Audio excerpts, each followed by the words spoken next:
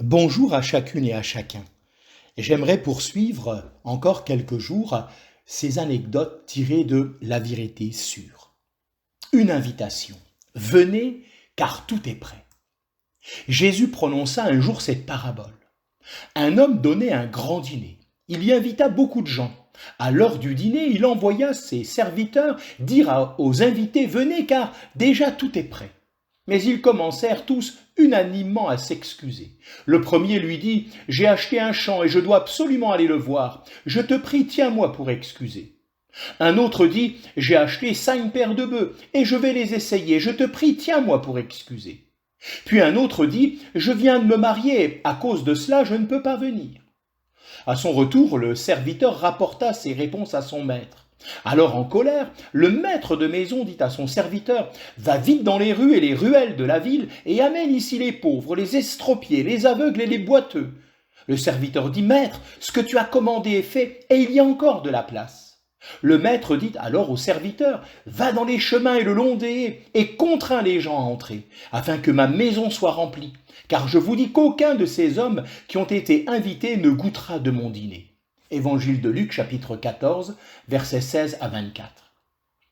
Dieu nous invite à venir à lui comme à un père pour partager son propre bonheur. Bientôt aura lieu un grand dîner dans sa maison, c'est-à-dire dans le paradis céleste où seront tous ceux et toutes celles qui auront répondu par la foi à l'appel du Seigneur Jésus.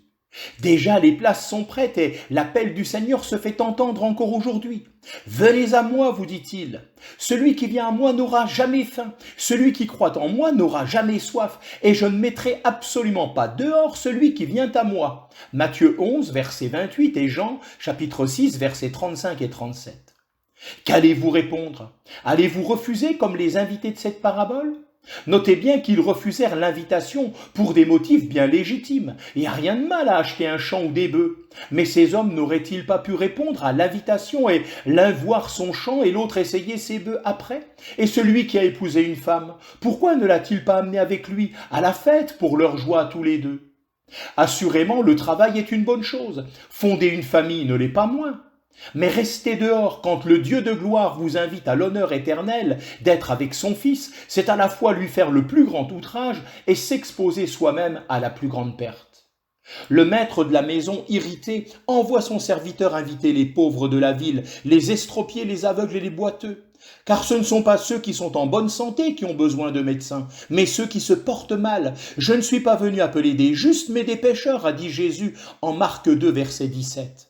Puis le serviteur contraint les gens d'entrer, les cherchant partout, afin que ma maison soit remplie, dit le maître.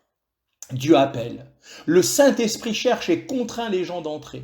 Il y a encore de la place.